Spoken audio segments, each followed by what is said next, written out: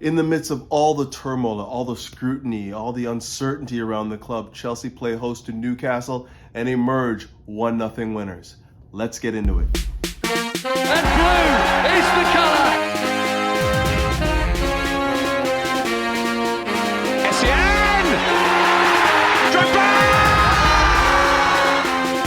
Lampard! That could be the championship!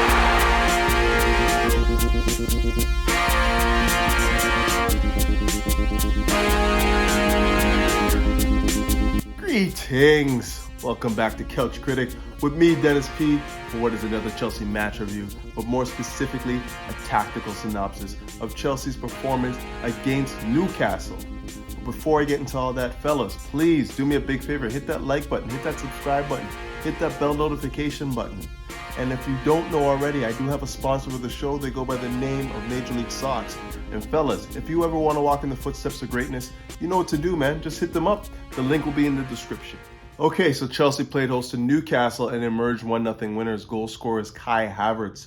What a touch and what a finish. What more can I say? We will get into him later.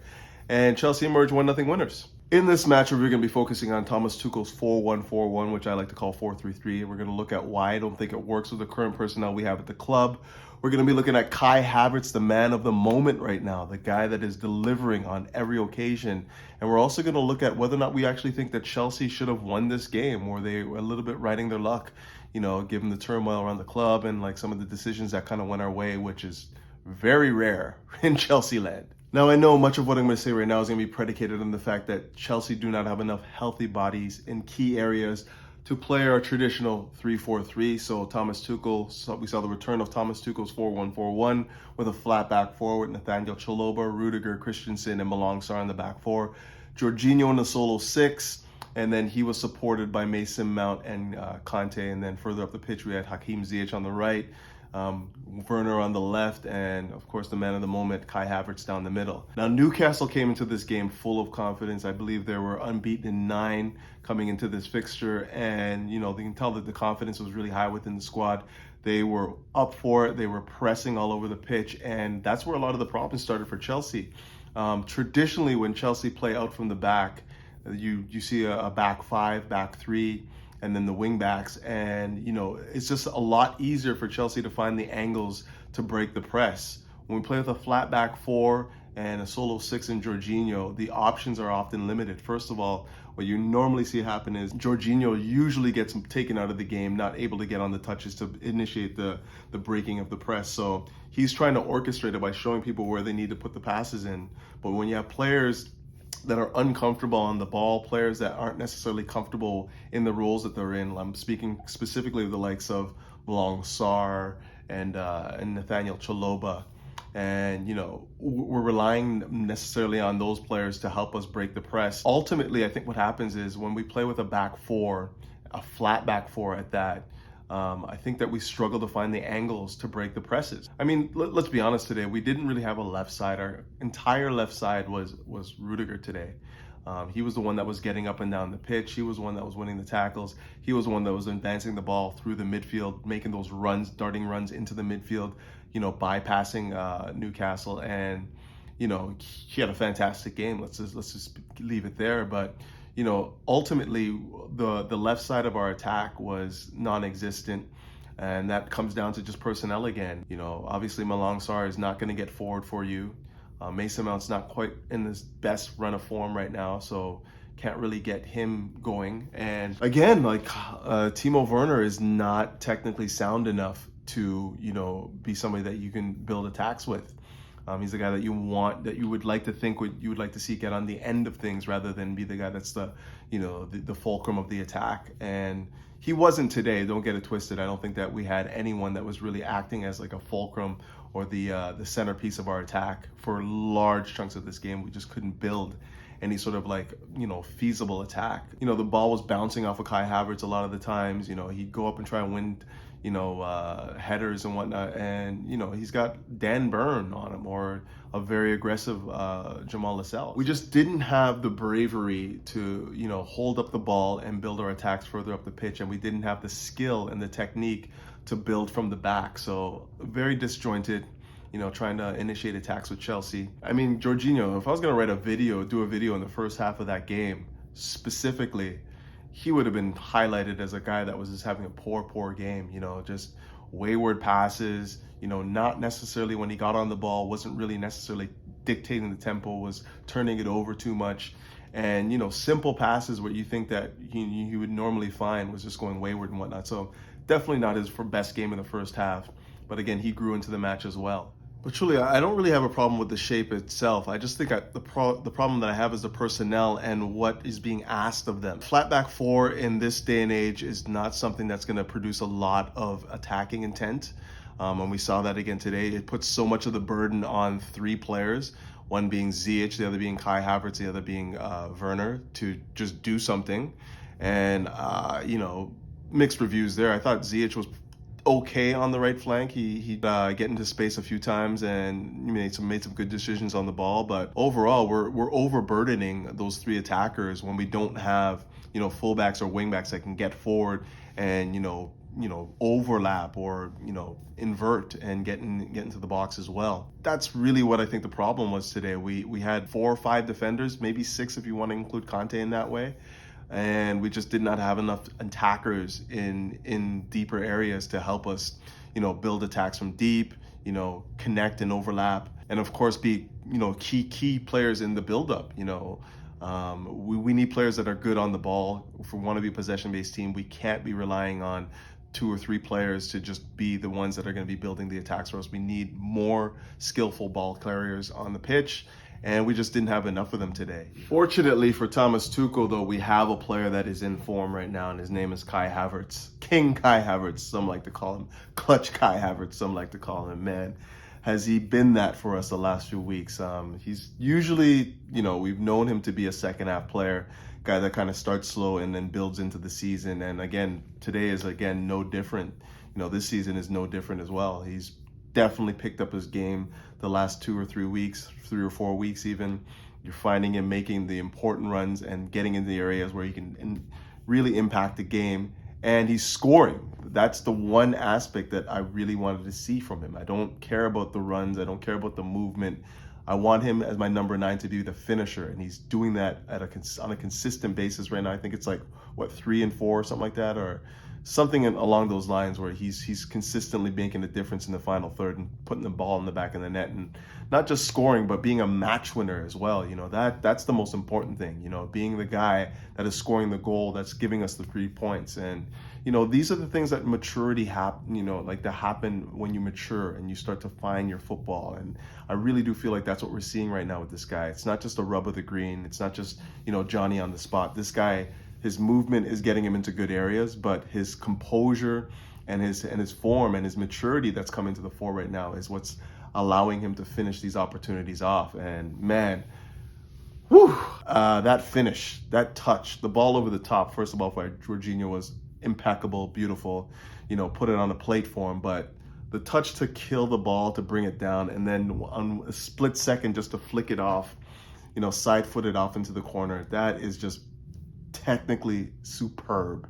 This is what you want from a player you pay 71 million pounds for. That's the kind of technique that you want from him. And man, just not just to take it down, but to have the wherewithal to just get on it again and not waste any time, because obviously the goalie was coming out at him as well. Dubravka was coming out to just flick it by again and just effortlessly put it in the corner.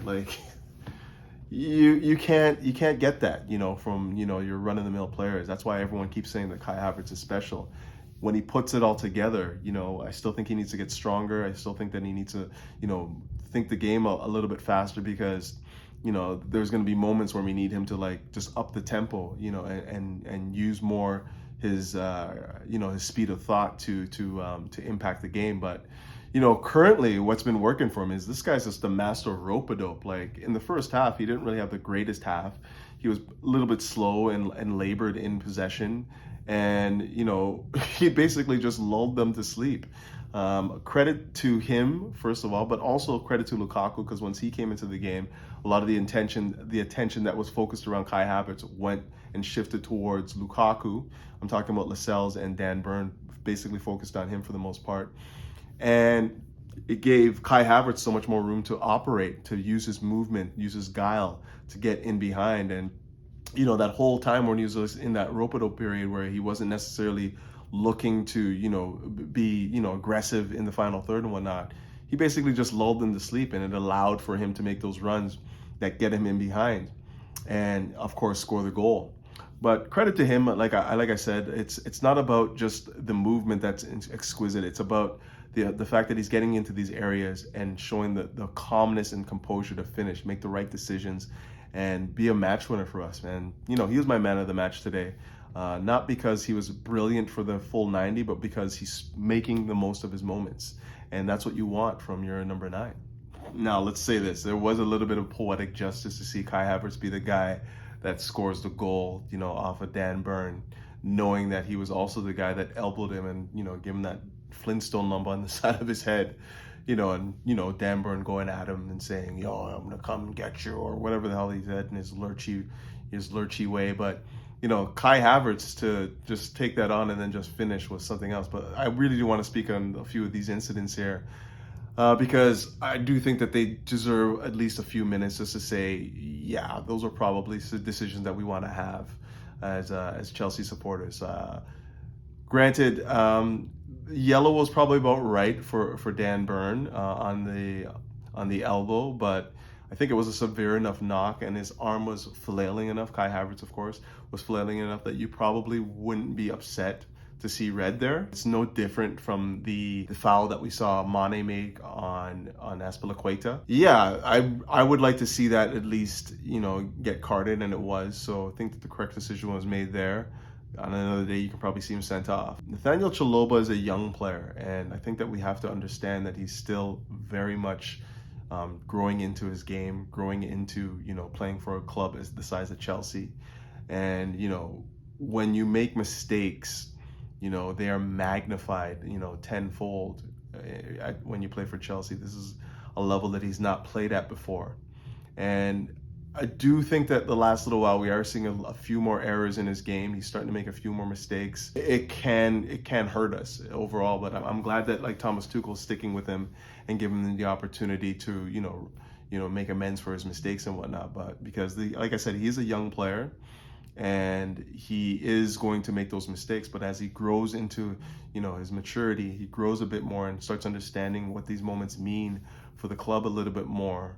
I think that those mistakes are going to be, you know, left by the curb, and then what we're going to be left with is a really steady, consistent, goal-scoring center back.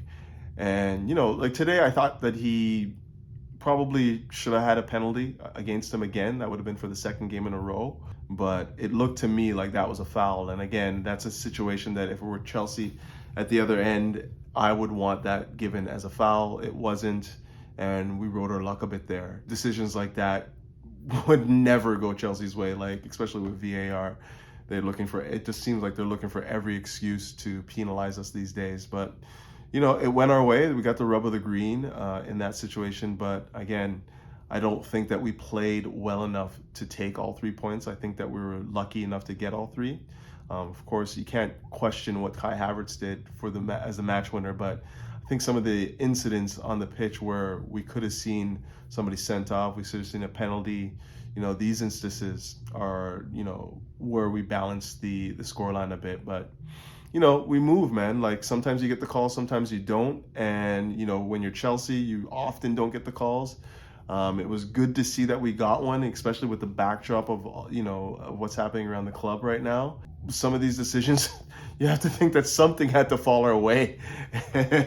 Clearly it did, you know, but we moved. And you know what? I think I'm going to wrap it up right there. Chelsea, 1-0 winners against Newcastle. All the turmoil around the club right now, all the controversy, all of the noise right now. Thomas Tuchel, oh my God, he's got to get the manager of the year. I don't care where Chelsea finish. The fact that he's had to deal with so much and gotten no help from nobody. I mean, from the club, from the FA, from anyone, you know, and he's delivering these performances. Keep in mind, Chelsea have only lost 3 games all year. You know, with all the stuff that has been surrounding this club right now, it's a remarkable feat. I think that he's grown into being the nucleus of this squad right now. The ability to just block out all the noise and get this team to perform week after week is commendable. He's got to be manager of the year for me. I don't see anybody coming close, to be honest. Yeah, but we move. We got now a big game in the midweek. It's Lille in the Champions League, and we let's hope we can get there. First of all, Thomas Tuchel is threatening. He's going to be taking the 7-passenger van and just strapping everyone to the roof to get us to this game, given the backdrop again, all the turmoil around the club, sanctions and whatnot, whether or not we would be able to get a team on a plane, and get them home. It's crazy, I don't want to laugh because it is a serious issue, and we are, obviously dealing with a tumultuous situation, but you just have to laugh sometimes when you think about the fact that, the league, the Premier League is first of all trying to take ownership of this club, and then they're not going to allow us to travel and play matches that benefit not only the English game, but football itself. People want to see Chelsea play, and you're making it hard for them to do that. We represent England. We don't represent Roman Abramovic or Putin or Ukraine. We represent England. We represent Southwest London. So you have to take that into consideration, right? All that aside, though, we will get there, and it's an important game. We have to win it. Yes, Kai Havertz, once again, I do believe that he's in such a rich vein of form right now that he has to start again. But I wouldn't mind, and I know this is a bit taboo, but I would not mind seeing him play up front with Lukaku. I think that the attention that Lukaku draws to him will only allow to free up Kai Havertz to do what he's done today. And I want to see more of that. Maybe not from the start, but definitely more than 25-30 minutes. I think that there's an opportunity there for Chelsea to build some sort of a tandem there. While I do agree that sometimes it would require Kai Havertz doing a lot of running off the ball. So you're not going to get that from Lukaku, for 90 minutes, that's for sure. It would require him to drop deeper as well, because we can't have two passengers when we're trying to defend. So yeah, there's a lot to consider there, but I really do think that there's opportunities or games where it would call for the two of them to play up front, and I expect them to be effective. But yeah, we move, fellas. It's been a really, really tough period. I'm not gonna lie. I've been struggling with it, trying to, maintain, putting together videos, and then also deal with the backdrop of the sanctions and everything else as well. I try not to focus on that stuff, but it makes it so hard because it's such a big part of the story right now. But we move, like I said, all we got to do is just continue to back the club, continue to support the players, the staff, and keep the blue flag flying high. Up to Chelsea. Peace.